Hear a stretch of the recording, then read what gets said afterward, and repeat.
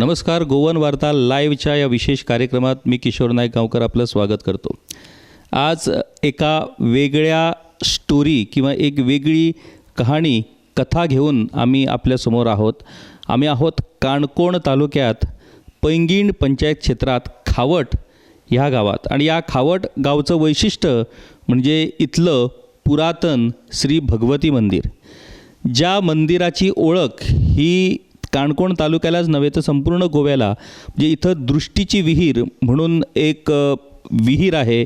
ज्या विहिरीच्या पाण्यातनं दृष्टी म्हणजे नदर काढण्याची एक पद्धत चालते आणि या नदर काढण्याच्या या श्रद्धेवर अनेक शेकडो लोकांचा विश्वास आहे आणि त्यामुळे अनेक लोक दर आठवड्याच्या बुधवारी आणि रविवारी या ठिकाणी ही दृष्टी काढण्यासाठी येतात. एवढंच नव्हे तर काणकोण तालुक्यात श्री भगवतीचं मंदिर ही गोष्टच एक कुतूहल निर्माण करणारी अशा पद्धतीची गोष्ट आहे. कारण श्री भगवती देवीचं नाव घेतल्यानंतर आपल्याला पहिली आठवण येते ती पेडणे तालुक्याची. कारण पेडणे तालुक्यात मोठ्या प्रमाणात स्वतः पेडणे तालुक्याचं ग्रामदैवत श्री भगवती देवी, त्याच्यानंतर पेडणे तालुक्यातल्या वेगवेगळ्या गावामध्ये, त्यात मग तुये गाव असेल, पारसे गाव असेल, मांद्रे गाव असेल, या वेगवेगळ्या गावात भगवती देवीची ग्रामदैवत आहेत, ग्राम मंदिरं आहेत.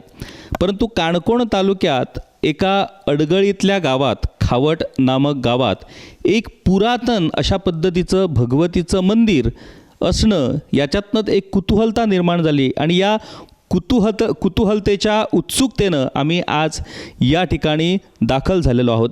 इकडचा परिसर निसर्गरम्य अशा पद्धतीचा हा परिसर, बागायतीचा परिसर, पाण्याचा मुबलक साठा आणि अशा या परिसरात एक छोटंसं टुमदार अशा पद्धतीचं हे श्री भगवतीचं मंदिर आहे.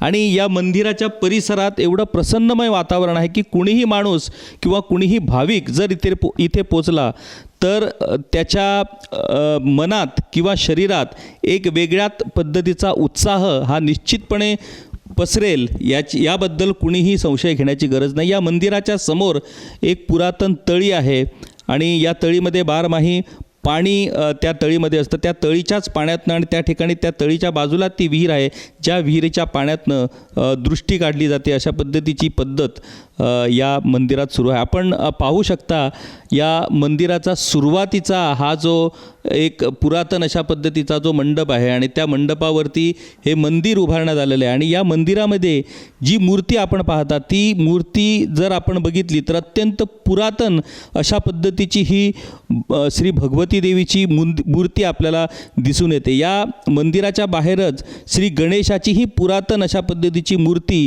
या ठिकाणी आपल्याला पाहायला मिळते. आणि या सगळ्या पुरातन मंदिर, इकडचा परिसर, श्री भगवतीची मूर्ती, हे सगळं बघितल्यानंतर एक मनात विचार येतात की कुणी किती वर्षापूर्वी या अशा पद्धतीच्या या जंगली भागात, या गावात या मंदिराची उभारणी केली, या श्री भगवतीची स्थापना केली. कोण असतील ते ज्यांनी या मंदिराची स्थापना केली आणि या मंदिराचा नेमका इतिहास काय, या सगळ्या गोष्टी आम्ही जाणून घेणार आहोत. आणि या गोष्टीची माहिती आम्हाला देण्यासाठी आमच्याकडे तशाच पद्धतीचा अधिकार असलेली व्यक्ती आपल्याकडे आज आपल्यासोबत आहेत. गेली 40 वर्षे या मंदिरात श्री भगवतीची सेवा करणारे आणि वेगवेगळ्या क्षेत्रात, म्हणजे केवळ पुजारीच नव्हे तर सामाजिक, शैक्षणिक अशा वेगवेगळ्या क्षेत्रात ज्यांचं महत्त्वाचं असं योगदान राहिलेलं आहे ते आमचे या मंदिराचे पुजारी काशीनाथ वजे सर आमच्यासोबत आहेत. आणि आम्ही काशीनाथ वजे सरांकडून जाणून घेणार आहोत या मंदिराचा इतिहास, या मंदिरात कुठले कुठले सण होतात, कुठले उत्सव होतात, दृष्टीची विहीर त्याचं काय महत्त्व आहे आणि नेमकं ती कशा पद्धतीनं दृष्टी काढली जातात, कशा पद्धतीनं भाविक या मंदिरात या सगळ्या गोष्टीसाठी येतात. आणि त्याचबरोबर या ऐकूनच देवालयाचा इतिहास, या देवालयासंबंधीची माहिती आम्ही सरांकडून जाणून घेणार आहोत. सर, सर्वात प्रथम तुमचं स्वागत आहे गोवन वार्ता लाईव्हच्या या कार्यक्रमात. गोवन वार्ता लाईव्ह हे गोव्याचं एकमेव मराठी चॅनल आहे आणि या मराठी चॅनलच्या माध्यमानं, मराठीच्या सहाय्यानं पूर्ण गोव्याची माहिती ही पूर्ण महाराष्ट्राबरोबर पूर्ण देशाला आणि जगाला करून देण्यासाठीच या चॅनलची निर्मिती झाली. त्यामुळे गोव्याचं जे वेगवेगळं आध्यात्मिक महत्त्व आहे, साहित्यिक महत्त्व आहे, वेगवेगळ्या क्षेत्रात जे जे गोव्याचं मोठेपण आहे ते मोठेपण जगासमोर पोचावं यासाठीच आम्ही या चॅनलची स्थापना केलेली आहे. सर, खावट या गावात हे पुरातन असं श्री भगवतीचं मंदिर, आणि मी स्वतः पेडणे तालुक्याचा असल्यामुळे भगवती ही आमची दैवत आहे. त्यामुळे आम्हाला एक उत्सुकता की काणकोणसारख्या तालुक्यात कुठेतरी अडगळीच्या गावात श्री भगवतीचं मंदिर हे कसं काय, म्हणजे कुणी स्थापन केलं असावं किंवा काय त्याचा इतिहास आहे, याची उत्सुकता मलाच नव्हे तर सगळ्यांनाच लागून राहिलेली आहे. आणि या कार्यक्रमातनं या उत्सुकतेतून सगळ्या भाविकांना, सगळ्या लोकांना ही माहिती मिळावी यासाठीच सर हा सगळा खटाटोप आम्ही केलेला आहे. सर, तुम्ही गेली 40 वर्ष इथं सेवा बजावतात आणि त्यापूर्वीही तुम्ही या मंदिराबद्दल तुम्हाला माहिती असेलच. माझं सगळ्यात सर आपण सुरुवातच करूया की तुम्ही सर्वात प्रथम इथे कसे आलात सेवेकरू म्हणून, आणि या मंदिराबद्दलची आतापर्यंतची तुमची माहिती सर काय? या कुंदेंदु तुषारहार धवला या शुभ्रवस्त्रावृता या वीणावरदंडमंडितकरा या श्वेतपद्मासना या ब्रह्माच्युत शंकर प्रभृतिर्देवस्सदा वंदिता सा मां पातु सरस्वती भगवती निशेष जाढ्यापहा. ह्या मंदिराच्या बाबतीत आणि आमच्या ह्या भगवती देवीच्या सेवेच्या बाबतीत किंवा सेवेविषयी सांगायचं झालं तर ही सेवा आमच्या घराण्यापासून, आमच्या घराण्यात जवळजवळ आता 150 वर्षे चालू आहे. आणि आमचे नातेवाईक, आम्ही मूळ महाराष्ट्रातील राजापूर या भागातले, आमचे नातेवाईक इकडचे राजापूरचे आम्ही आणि आमच्या नातेवाईकांचा संपर्क किंवा संबंध नाते असल्यामुळे बऱ्याच वर्षानंतर इकडचे जे पुजारी होते, परचुरे म्हणून पुजारी होते, त्यांच्या काही अडचणीमुळे त्यांनी आम्हाला राजापूरहून इकडे ह्या सेवेसाठी विनंती केली आणि आमच्या पणजोबाने इकडे येण्याचा विचार केला. तिकडचं काही त्यांचं जे काय संपत्ती घरदार होतं त्याचं तिथे काही विल्हेवाट लावला आणि आमचे पणजोबा इकडे ह्या सेवेसाठी आले.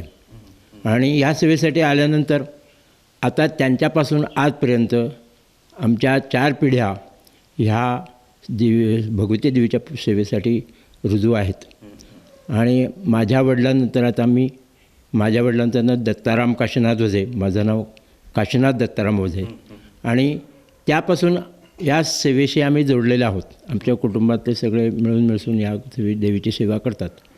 ह्या गोष्टीला जवळजवळ नाही म्हटलं तरी 150 वर्ष होऊन गेली आणि तोपर्यंत तेव्हापासून आम्ही इकडे आहोत. आणि ही सेवा अखंडपणे आमच्या घरातून निस्वार्थीपणे, कारण ह्या सेवेसाठीचा काही मोबदला नाही, मोबदला नसूनसुद्धा आम्ही मोठ्या श्रद्धेने या देवीची सेवा करत आहोत. सर, मला तर माहीत होतं की 40 वर्षांचाच इतिहास मला मिळणार, परंतु तुमच्या पणजोबापासून जशी तुम्ही माहिती दिली की 150 वर्षापासून तुम्ही श्री भगवतीची सेवा करतात. सर, तुमच्या बालपणापासून आस्थागायत या मंदिराबाबत तुमच्या जाणत्यांकडून म्हणा किंवा तुमच्या पूर्वजांकडून म्हणा किंवा त्यावेळेच्या त्या लोकांपासून तुमच्यापर्यंत जी काय माहिती या मंदिराबाबत आली, काय हे मंदिर कुणी स्थापन केलं असावं, या मंदिराचं वेगळेपण काय, आणि श्री भगवती देवी ही या खावट गावात कशी पोचली? या भगवती देवीचा तसा इतिहास किंवा पुराण काळातील माहिती म्हणून आमच्यापर्यंत जी पोचलेली आहे ती माहिती, ही भगवती देवी मूळ तुळे पेडणे येथीलच आहे. आणि जवळजवळ 750 वर्षापूर्वी तुर्की लोकांची आक्रमणं बऱ्याच वेळा पेडणे भागात व्हायची. परकीयांची आक्रमणं, तुर्की तसं नाही, अनेक परकीयांची आक्रमणं त्या बाजूला पेडणेच्या बाजूने व्हायची. आणि त्या तुर्की आक्रमणाला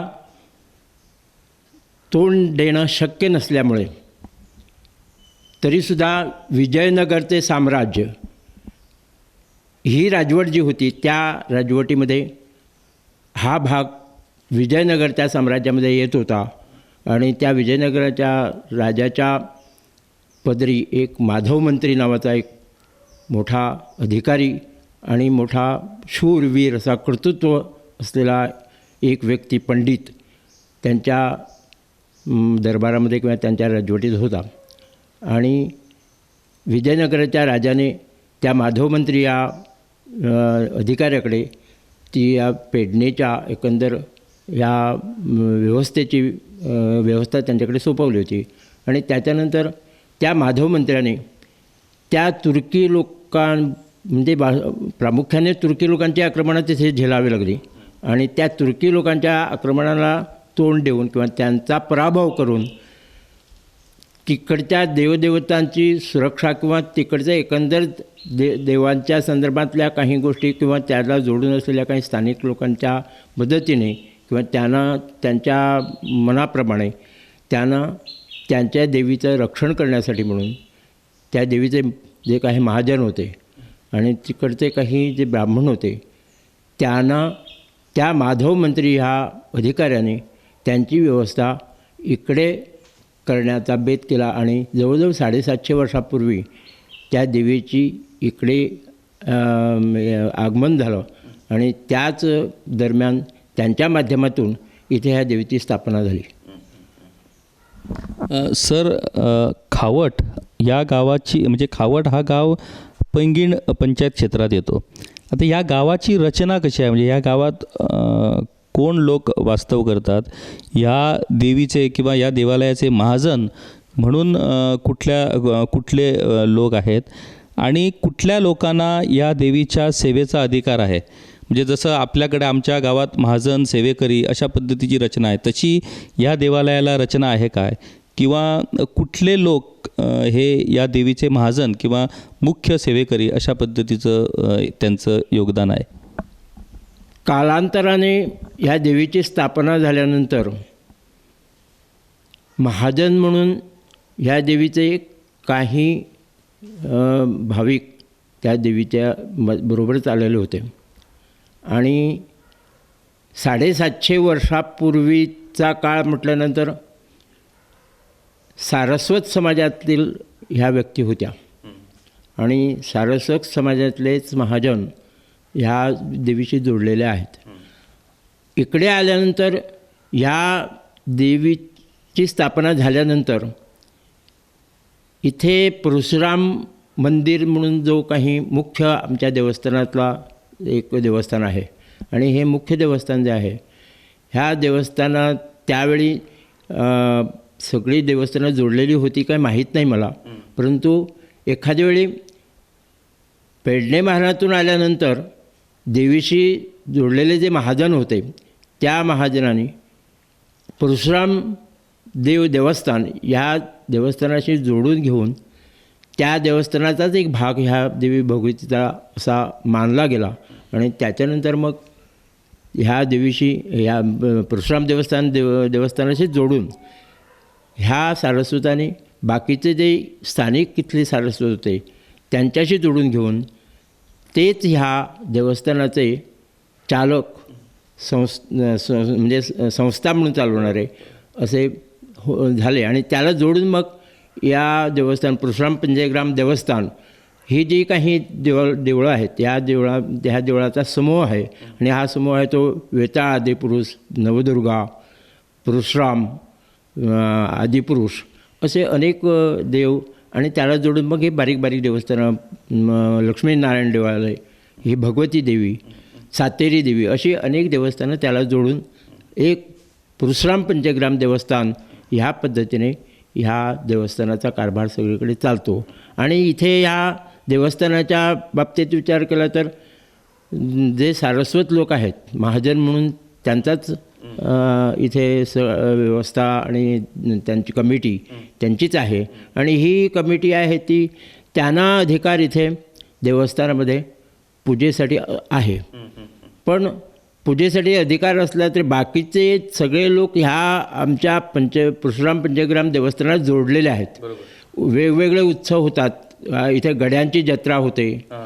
नवदुर्गा देवीच्या देवस्थानात दसरोत्सव होतो. 9 दिवस नवरात्रीचा गोंधळाचा उत्सव होतो. ह्या सगळ्या उत्सवामध्ये महाजनांना सोडून बाकीच्या सगळ्या लोकांचा सहभाग वेगवेगळ्या कामासाठी आहे. आणि त्यामुळे सगळ्या आपल्या ह्या पैंगीण परिसरातले लोक, एवढंच नाही, लोली परिसरातले सुद्धा हे लोक सगळे ह्या आमच्या परशुराम पंचग्राम देवस्थानाला जोडलेले आहेत.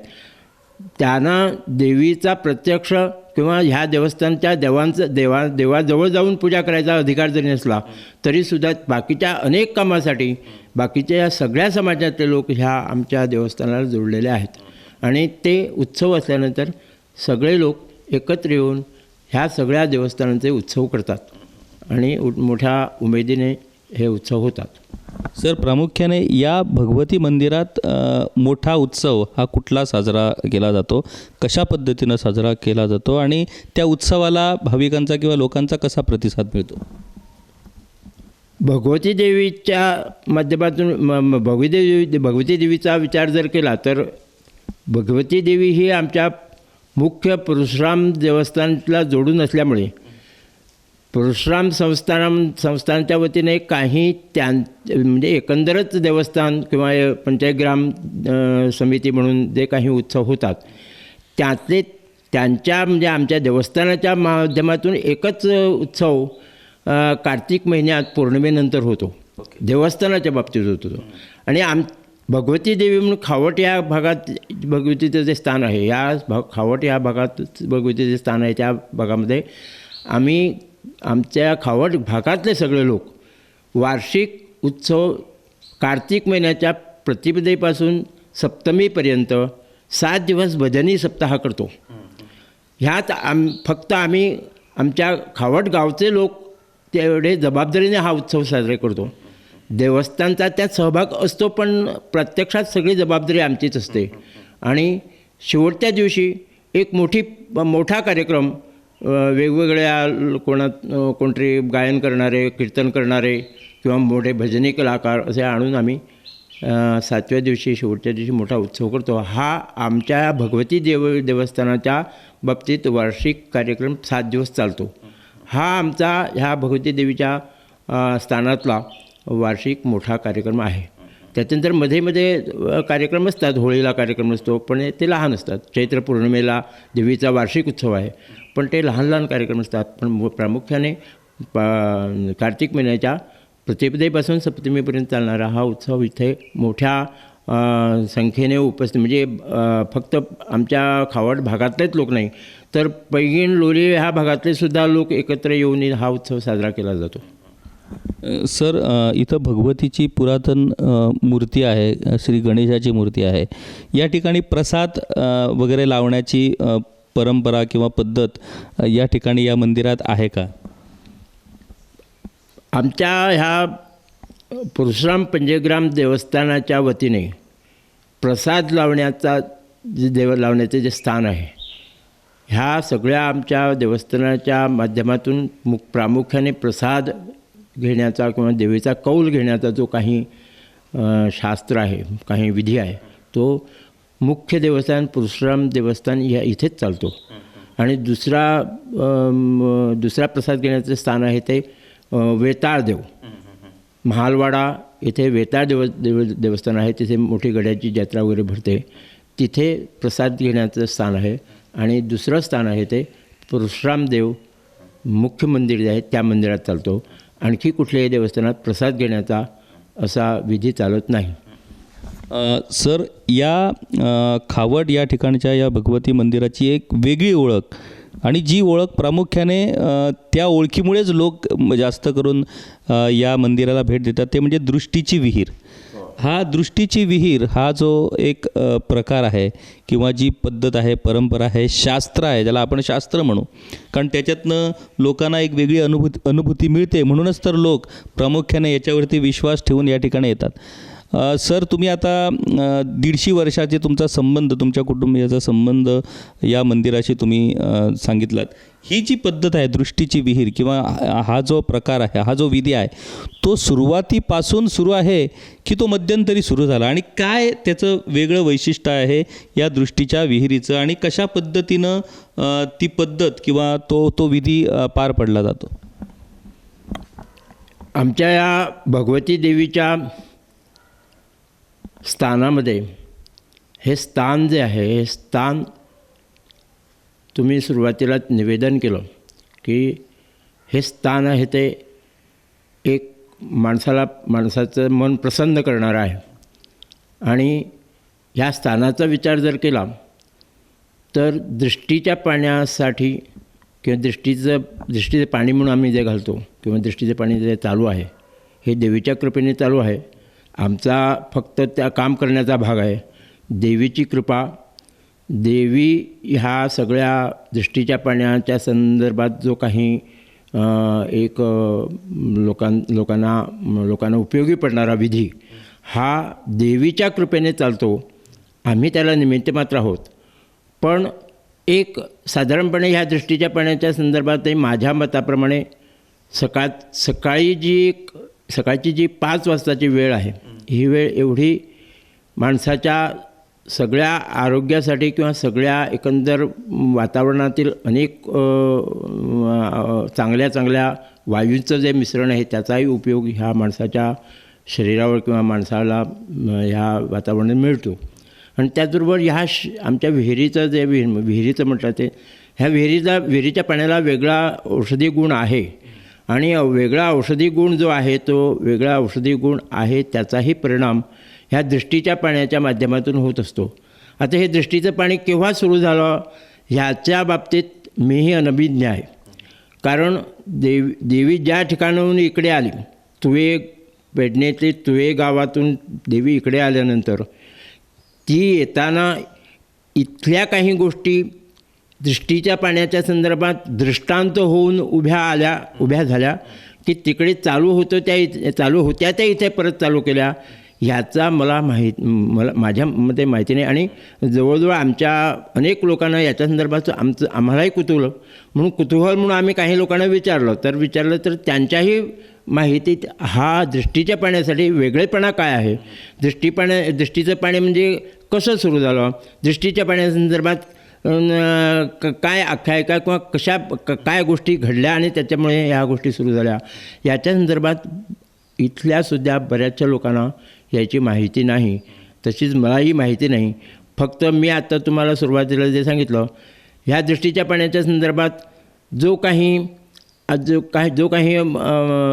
आज लोकांकडून प्रतिसाद मिळतो किंवा लोकांना त्याचा उपयोग होतो ती देवीची कृपा आहे. देवीच्या आशीर्वादाने किंवा देवीच्या मनातनं लोकांना चांगलं आरोग्य देण्याची जी काही तिची मनातला मनोदय आहे त्या मनोदयाप्रमाणेच ह्या दृष्टीच्या पाण्याचा विधी सगळा चालतो अशी एक माझी धारणा. आणि त्याप्रमाणे तुम्ही म्हणता तसं ह्या दृष्टीच्या पाण्यासाठी येणारे लोक जे आहेत हे लोक आहेत ते मोठ्या भक्तिभावाने येतात. आणि माहीत आहे तुम्हाला आम्ही सकाळी 5 वाजता सुरू करतो. 5 वाजता सुरू करतो म्हणजे लोक रात्रभर झोपत नाहीत आणि रात्रभर न झोपता येऊन इथे 5 वाजता बसतात आणि देवीचं तीर्थ अंगावर शिंपडून आपल्या आरोग्याच्या दृष्टीने ज्या काही अडचणी आहेत त्या नाही करण्याचा प्रयत्न करतात. आणि बऱ्याचशा लोकांना ज्यांचे लग्न होत नाहीत ते लग्न हवे म्हणून दृष्टीचं पाणी घालून जातात. ज्यांना लग्न झाले त्यांना मुलं झाली नाहीत म्हणून ते लोक इथे येऊन दृष्टीचं पाणी घालून जातात. ज्यांना अनेक डॉक्टर आणि अनेक ठिकाणी फिरूनसुद्धा आरोग्य मिळालं नाही ते लोक दृष्टीचं पाणी घालून जातात. ज्यांना अस्वस्थता आहे, शांतता लाभत नाही, सतत कसले तरी गोष्टी आपल्या दैनंदिन जीवनामध्ये आपल्याला समाधान देत नाहीत, अशा काही गोष्टी निवारण होण्यासाठी सुद्धा दृष्टीचं पाणी घालून जातात.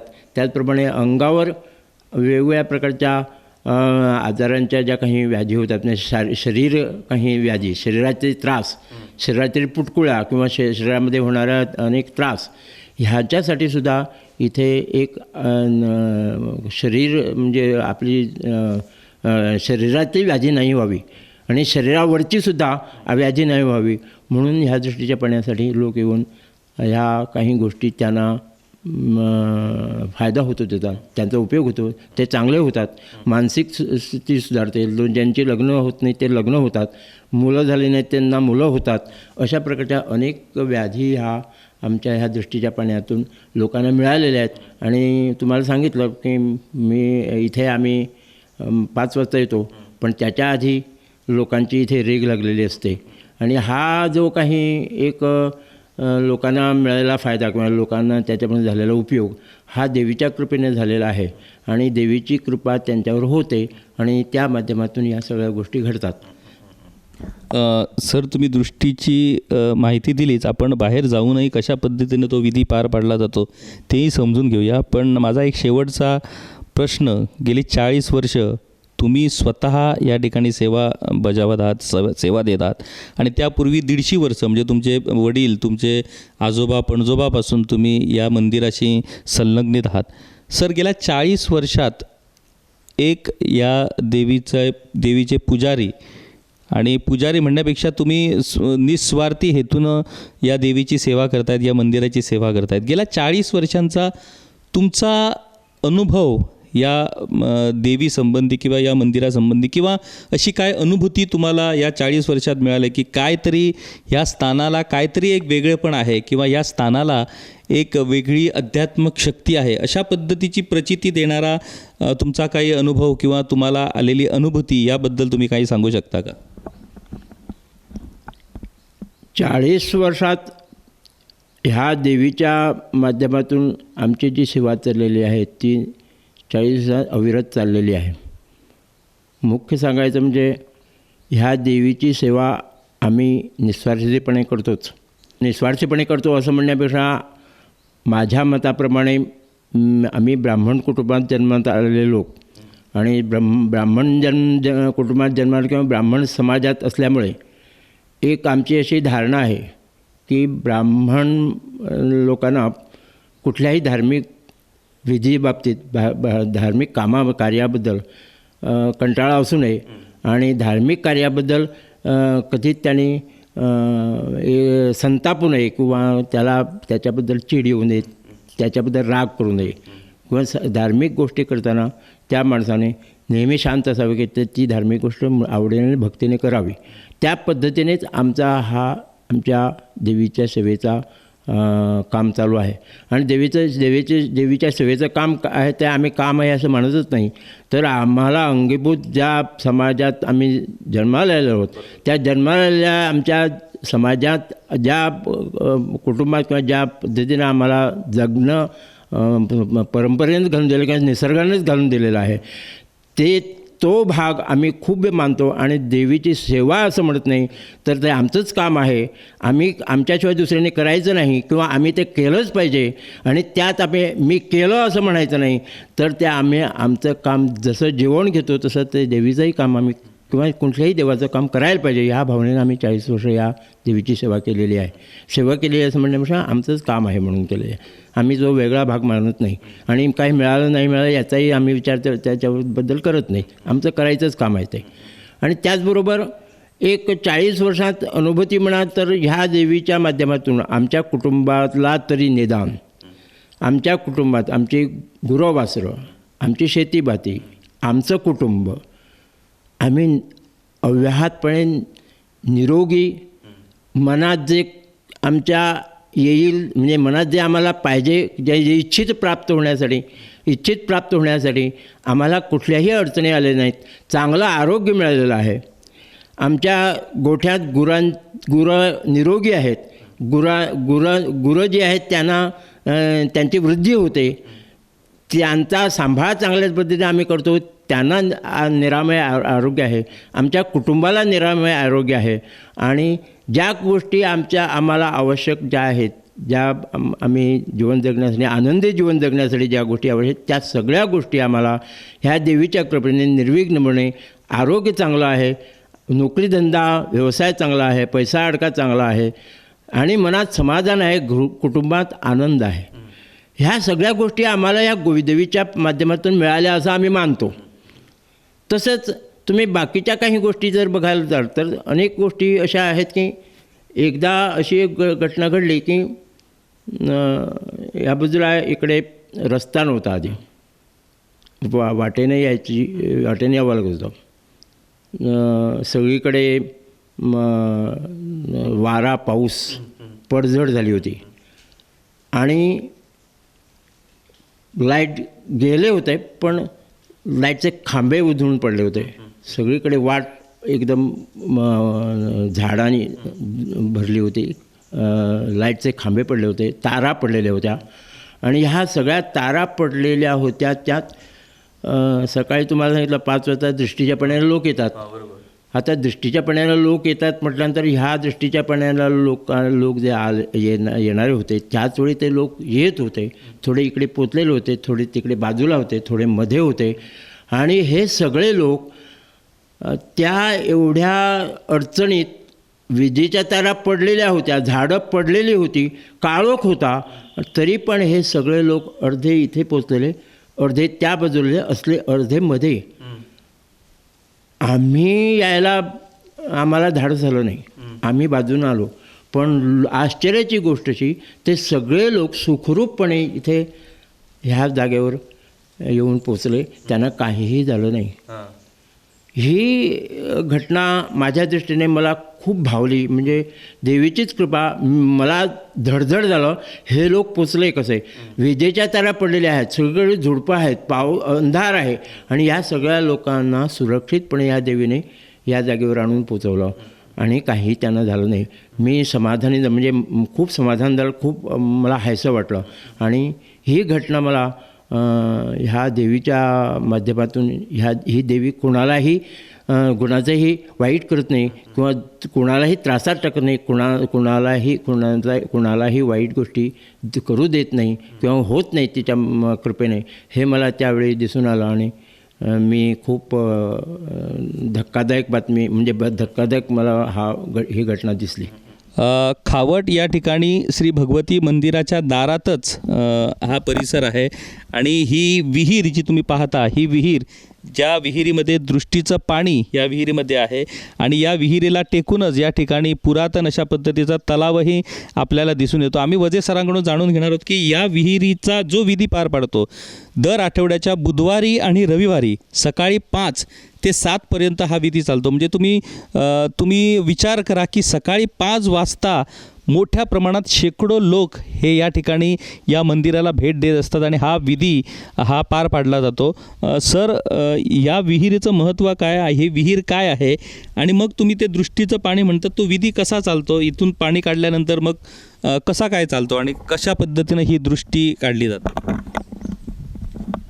ह्या मंदिरात सकाळी दृष्टीच्या पाण्याचा जो विधी चालतो, हा दृष्टीच्या पाण्याचा विधी चालतो, त्या विधीसाठी आणि हा आमच्या देवळातील पूजेसाठी किंवा देवळातील काही धार्मिक विधी चालतात, त्या सगळ्या धार्मिक विधीसाठी या विहिरीचं पाण्याचा वापर होतो. पूजेसाठी हे पाणी वापरलं जातं. आणि ह्या विहिरीच्या बाबतीत विचार करायला तर देवस्थान ज्या काळात इथे स्थापन झालं त्या काळातच ह्या विहिरीची सुद्धा योजना केलेली आहे. आणि देवस्थान ज्या काळात स्थापन झालं त्या काळात विहिरीची योजना करताना सुद्धा काही वेगळा विचार असावा, त्याच्याबद्दल आम्ही थोडेसे अनभिज्ञ आहोत.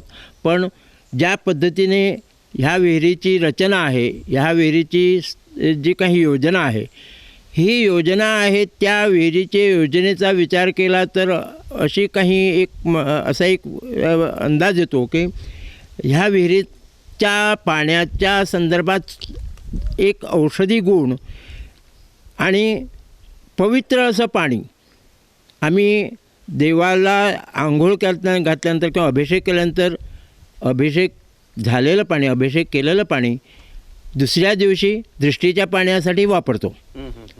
देवीला अभिषेक घातलेलं पाणी जे आहे, तीर्थ जे आहे, ते दुसऱ्या दिवशी आम्ही सकाळी 5 ते 7 ह्या विधीसाठी वापरला जातो. आणि देवीच्या अभिषेकानंतर प्रत्येक देवस्थानमध्ये देवाला अभिषेक केल्यानंतर देवाचं जे तीर्थ आहे ते सगळेजण देवाचा पवित्र तीर्थ किंवा पवित्र अशी एक देवाची कृपा म्हणून तीर्थ घेतलं जातं. तसंच ह्याही विहिरीचं पाणी देवीला अभिषेक केल्यानंतर ते साठवलं जातं आणि दुसऱ्या दिवशी लोकांच्या अंगावर शिंपडलं जातं. आणि ह्या विहिरीच्या संदर्भात ज्यावेळी देवस्थान स्थापन झालं त्यावेळी विहीरसुद्धा स्थापन आणि ती वेगळ्या पद्धतीनं वेगळ्या रचनेत इथे स्थापन केलेली आहे.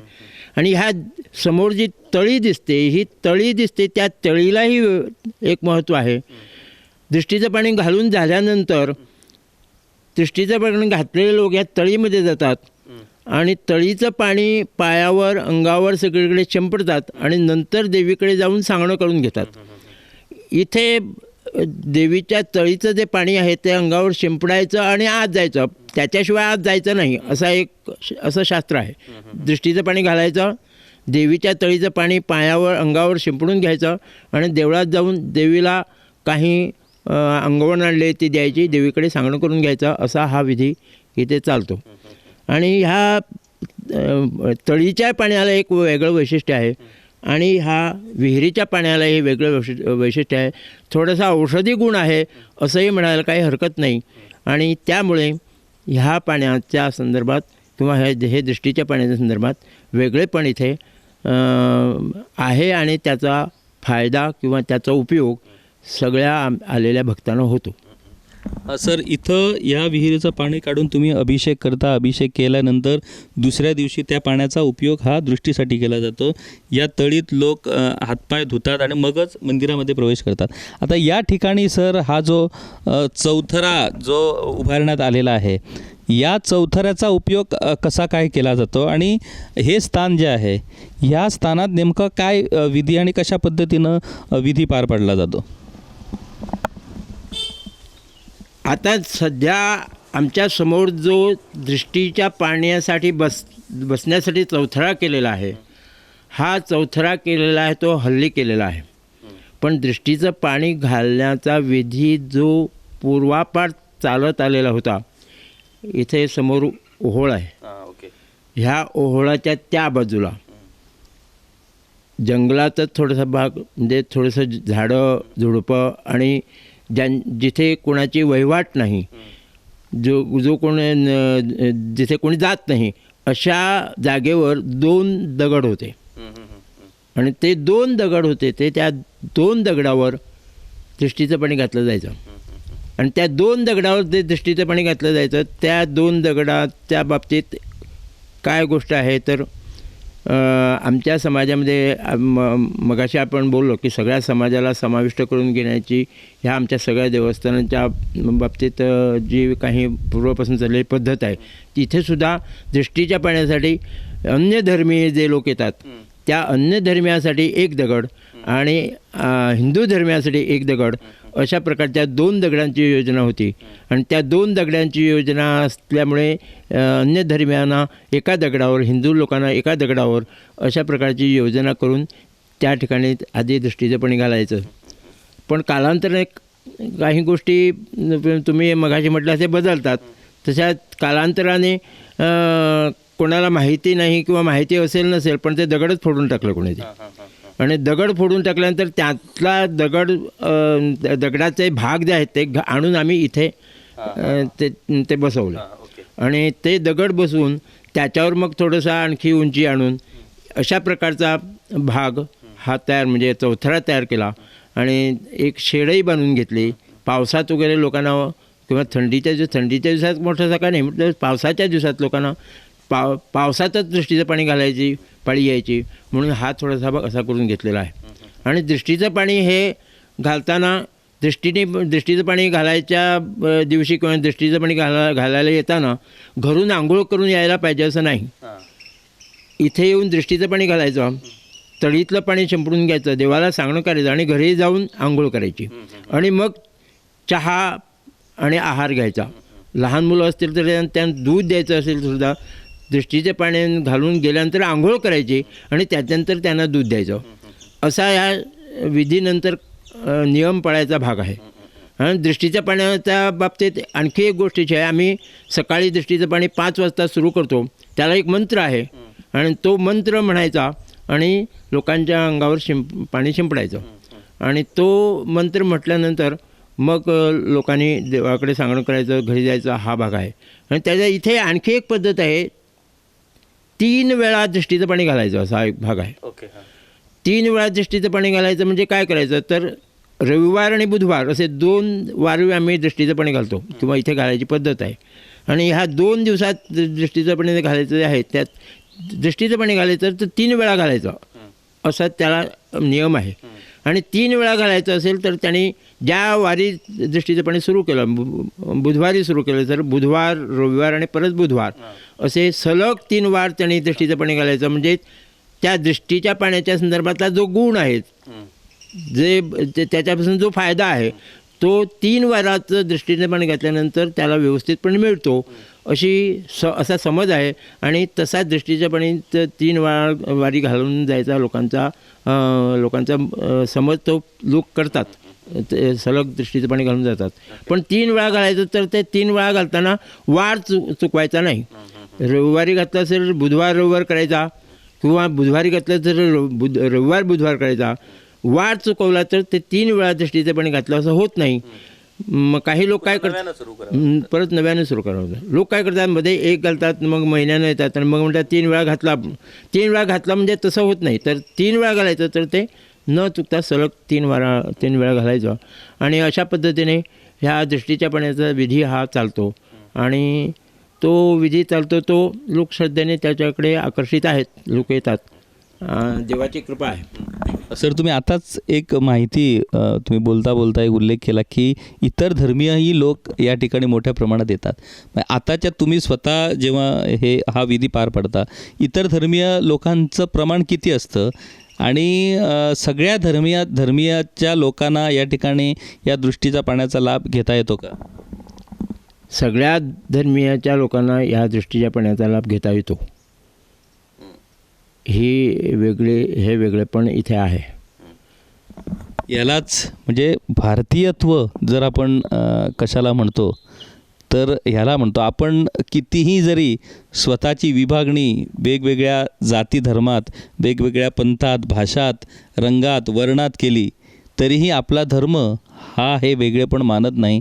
आपला धर्म हा माणुसकीलाच मानतो. आणि अशीच माणुसकी जपणारा हा जो दृष्टीचा पाण्याचा विधी आहे तो या खावट या ठिकाणी श्री भगवती मंदिराच्या या पवित्र स्थानात पाडला जातो. आताच वजे सरांनी या विधीच्या संदर्भातली सगळी माहिती आम्हाला या ठिकाणी दिलेली आहे. आणि निसर्गातच या माणसाला ज्या ज्या काय गोष्टी त्याच्या आरोग्याशी संबंधित ज्या काय गोष्टी घडत असतात त्या गोष्टींच्या संदर्भातले सगळे उपाय हे निसर्गाने उपलब्ध करून दिलेले आहेत. फक्त कारण एवढंच आहे की ते कुठले प्रकार आहेत, ते कुठल्या गोष्टी आहेत याचा शोध घेऊन त्या गोष्टीचा योग्य पद्धतीने वापर करणं हे माणसाचं काम आहे. आणि अशाच पद्धतीची प्रचंड श्रद्धा आणि औषधी गुण असलेलं हे दृष्टीचं पाणी आणि तो विधी या काणकोण तालुक्यातल्या पैंगीण पंचायत क्षेत्रातल्या खावट या गावातल्या श्री भगवती देवी मंदिर परिसरात पार पडला जातो. आणि या विधीवरती श्रद्धा ठेवणारे शेकडो लोक हे दर आठवड्याला बुधवारी आणि रविवारी या ठिकाणी येऊन तो विधी पार पाडला जातो. आणि त्या विधी आणि ते पाणी स्वतःवरती शिंपडल्यानंतर त्यांच्यात जे बदल घडतात, त्यांच्या अनेक गोष्टी, त्यांच्या अनेक अडचणी, त्यांच्या अनेक समस्या या सगळ्या गोष्टींचं निवारणही होतं. आणि त्यामुळे खऱ्या अर्थानं या पवित्र स्थानाचं जे महत्त्व आहे, जी ताकद आहे ती त्याच्यातनंच सिद्ध होते. या कार्यक्रमाच्या निमित्तानं आम्ही पुन्हा एकदा सगळ्या गोयकारांना, या गोव्यात राहणाऱ्या लोकांना आणि विशेष करून श्री भगवतीचे जे भक्त आहेत त्या सगळ्या भक्तांना आम्ही आवाहन करतो की तुम्ही निश्चितपणे ज्या वेळेला तुम्ही काणकोण तालुक्यामध्ये याल किंवा काणकोण तालुक्यातनं तुम्ही कारवारच्या दिशेने जाल त्यावेळेला वाटेत खावट हा गाव येतो. आणि या खावट गावात हे पुरातन अशा पद्धतीचं श्री भगवतीचं मंदिर आणि हा विधी या ठिकाणी पार पाडला जातो. तुम्ही निश्चितपणे इथं येऊन श्री देवी भगवतीचं दर्शन घ्या. या पुरातन मंदिराची माहिती किंवा या पुरातन मंदिरात जी पुरातन मूर्ती आहे श्री भगवतीची ती पहा, तिचे आशीर्वाद घ्या आणि जर शक्य असेल तर या दृष्टीचा पाण्याचाही लाभ घ्या. स्वतःमध्ये बदल घडवा आणि या बदलाचा उपयोग या समस्त मानवजातीसाठी करा. गोवन वार्ता लाईव्हच्या या विशेष कार्यक्रमात आम्हाला वजे सरांनी पूर्ण या मंदिराचा इतिहास, या मंदिराची माहिती आम्हाला दिली. खूप चांगल्या पद्धतीनं त्यांनी माहिती आम्हाला दिली आणि या माहितीचा निश्चितपणे सर उपयोग होणार आणि अनेक भक्त हे या भक्तांची पावलं या मंदिराकडे निश्चितपणे येतील याचा आम्हाला विश्वास आहे. व्हिडिओ जर्नलिस्ट श्याम सूर्या नाईक याच्यासह मी किशोर नाईक गावकर, गोवन वार्ता लाईव्ह, नातं गोव्याचं, देणं मराठीचं.